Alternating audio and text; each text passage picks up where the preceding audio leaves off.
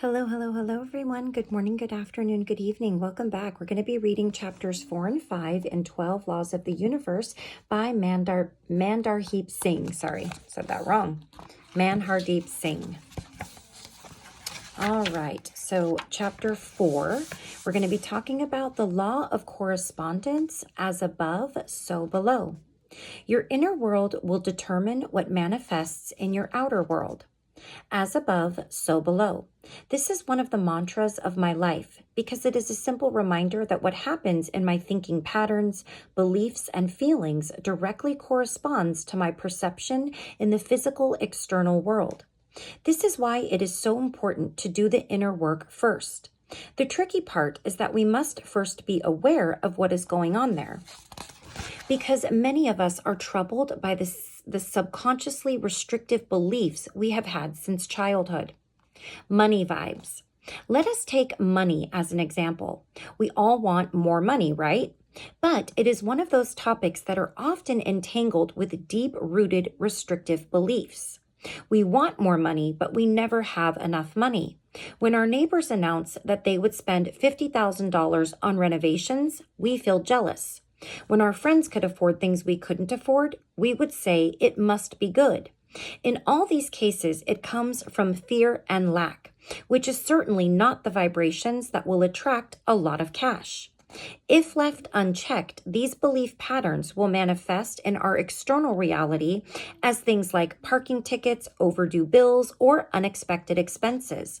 Of course, this is only reinforcing the belief and keeps the cycle going. You don't attract what you want, you attract what you are. Wayne Dyer. Instead, we must first align ourselves with the inner vibration of abundance, and then the outer reality will begin to respond accordingly. It is certainly not easy when it comes to certain topics that we emphasize, but when it comes to topics with little or no resistance, things change surprisingly fast. Many of us are unaware of our restrictive beliefs and the restraints in our vibrations. This is why meditation is very important to help you clear and calm your mind. Advice: if you want to change your external environment, you must do the inner work first. Stand still, clarify, and watch your situation begin to change. As above, so below. Sorry, I feel like I have something in my lash here. Okay. The law of correspondence is directly related to the foundational law of divine oneness. The key idea here is that patterns repeat themselves throughout the universe, and prominent patterns repeat themselves on small scale too. For example, think of popular examples of spiral patterns that have reappeared in many parts of the galaxy. Look for patterns in your own life and your thinking and see how they repeat themselves in other parts of the world. When doing so, consider the types of schema changes you might make and how they will lead to large-scale changes. This law states that patterns are repeated throughout the universe and on a personal level.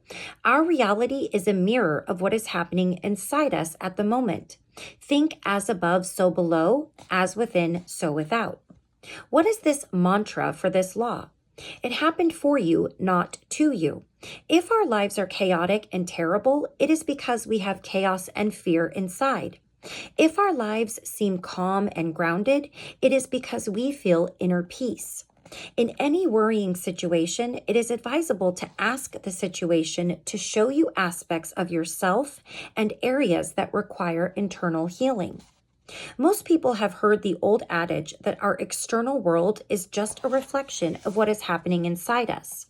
Well, this is the meaning of the law of corresponding. Our reality is the result of our most dominant inner thoughts. For example, we often hear people say, everything spiraled up from that event or situation. This is usually because our minds allow more negative events to occur due to thoughts deep in our minds. If our inner world is full of negative thoughts, then our outer world will become a reflection of our thoughts.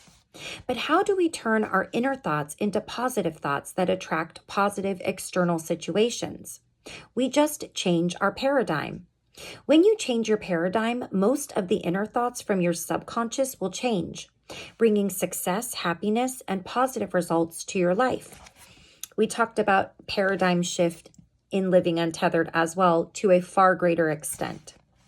The premise behind the law of correspondence is that our lives are created by the subconscious patterns that we repeat every day, which either serve us or stop us. Activate this law by understanding your own patterns, which are usually passed down through family ties, and then consciously take steps to break them. And now, Chapter 5, the law of action. Manifestation requires aligned action. You must take action to get results. Sitting on your butt and thinking about things in reality is good, but manifestation won't work like that. Although vibration is a big piece of the puzzle, it takes inspired action to get real results. The key word here is inspired action.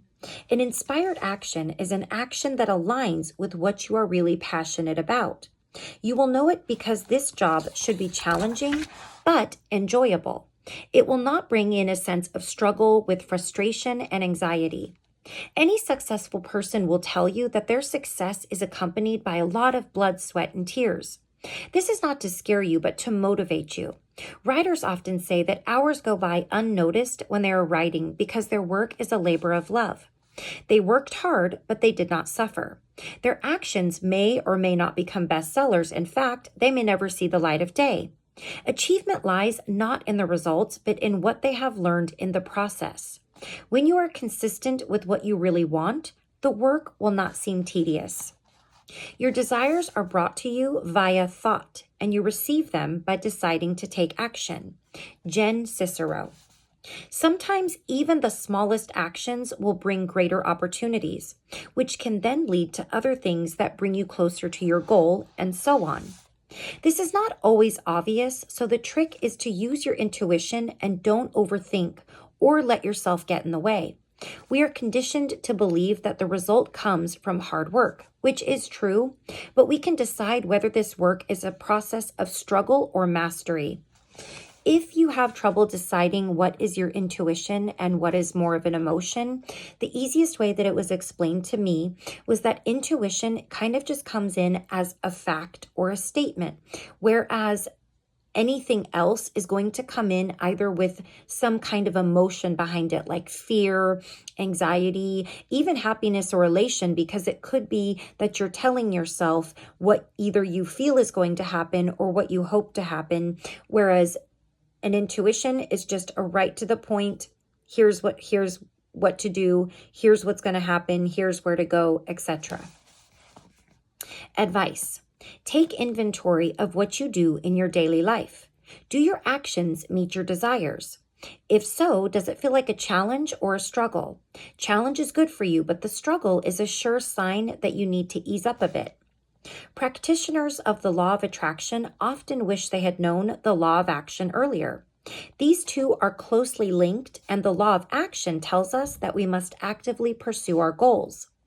Many people think that visualizing goals and developing a positive attitude towards them is enough to use the law of attraction, but you must also take inspiring steps to achieve the goals you want. Whether it's a big step or a small step, it will immediately help you attract the improved relationship, job, or abundance you are looking for. Closely related to the law of attraction, the law of action is all about taking real actionable steps to invite what we want into our lives. This inspiration comes from the heart. Inspired action is that gentle internal nudge. It's not always a plan of action. To practice this rule is to slow down, getting quiet, and creating a space for inner guidance. When we put aside the need to organize and control how things would work and are open to all possibilities, it opens up space for new ways to achieve goals that we may not have considered. While the law of attraction is about aligning yourself with what you want, the law of action is about taking action to accomplish what you want.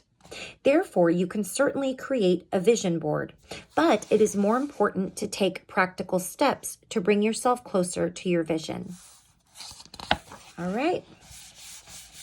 Done with 4 and 5. The next video, we will be reading chapter 6 and 7, and that is the law of cause and effect. Every action has a consequence. And the law of compensation. We are rewarded for right action. I actually am looking forward to those two. So we will stop right here. I gave you just enough to work with, just a couple more laws to go off of until our next video. And until then, please take care of yourself. Please take care of those around you. And I will see you again right back here very soon for the next 2 chapters. Okay? Bye-bye.